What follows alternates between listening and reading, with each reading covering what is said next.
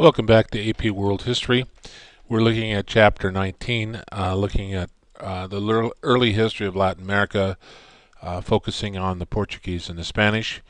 Um, Other European nations will come to the New World, and they will settle some in, acquire possessions in the Caribbean. Um, but the Spanish are, and the Portuguese are the first to arrive. We have probably the French and the English in North America. The French and the English will establish colonies in the Mediterranean and some places in South America, but primarily it's Portuguese and the Spanish. Their idea of this conquest is to raise money for the crown and to make people wealthy. They have really no regard for Native Americans. Uh, Catholic priests like La Casa are going to write things, try to convince people that they need to treat the Native Americans better, but his protests fall on deaf ears. By the way, the secret word for this chapter is mercantilism, and that is a system which benefits some other country to make it wealthy. It gets the raw materials from the colonies, and the raw materials and taxes are sent to the mother country. In return, the mother country sends finished goods, and they supervise the economy. Uh, and it was a feeling among European powers that the more colonies you acquired, the wealthier your country would become more wealthy in terms of gold and silver. Particularly the Spanish are going to acquire huge amounts of gold and silver in the New World, Portugal to a certain extent. And the taxes are going to help finance the government and make the kings and queens in Europe more wealthy. Portugal builds a colony in Brazil. This is primarily where they're going to colonize. Pedro Cabral gave Portugal her first claim to South America in 1500. He was blown off course when he was sailing down the west coast of Africa, landed on the east coast of what now is Brazil. For 30 years, Portugal sort of just ignored the claim. Finally, Portugal will grant land grants to what they call caponeires, or nobles who would develop the land. And they use the Native Americans, similar to how the Spanish used them in terms of slave labor. They will import many more African slaves from West Africa than the Spanish interest.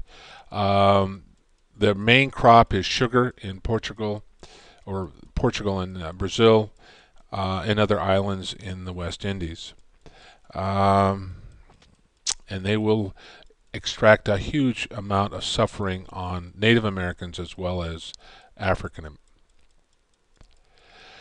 The Treaty of Tordesillas is going to divide the East and the West between Spain and Portugal. The Pope is going to be the mediator, and he's going to draw a line that says, okay, anything east of this line belongs to Portugal. Anything west of this is going to be Spanish possessions. You can see that other nations of Europe weren't too happy about this, and eventually they will lose their grip on South America and Central America, as well as India and Asia. Primarily, the big cash crop in Portugal is sugar plantations, and it takes a huge number of slaves and slave labor to produce the sugar, which is in great demand in Europe. They raise cattle, they produce dye, and Brazilian wood was used. It's very hard, and to make various furniture and other ships and so forth. This shows the line that was drawn by the Pope, and it says to the west of this line, this yellow line is Spain, and to the east is Portugal. Portuguese their primary possession is going to be Brazil. Eventually, Portugal will lose its claim. Another monarchy will come in after the War of Spanish Succession. A French king will take the Spanish throne, uh, as well as Portugal losing its grip on the New World.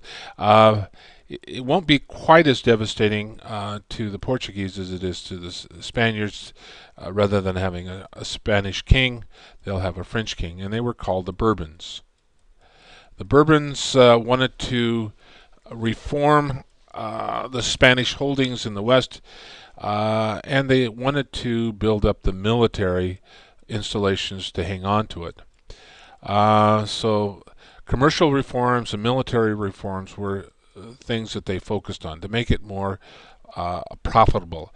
Philip V, Philip of Anjou, will take the throne, and this will start the Bourbon dynasty. This shows Philip V. The Bourbons will restructure New Spain. Charles III, his successor, wanted a stronger central government in Central and South America. He wants to institute, and he did, economic, administrative, and military reforms to make the colonies more profitable. Expel the Jesuit priests from Spain and the Spanish colonies. Trade was restricted only to Spanish ships. In the New World, you couldn't trade with anybody else. This is part of this mercantilist system, which is a secret word.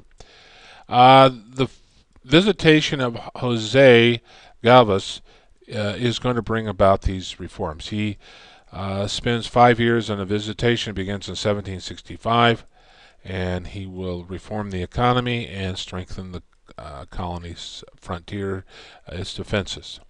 This shows Charles III, Jose Galvez, who came to reform New Spain.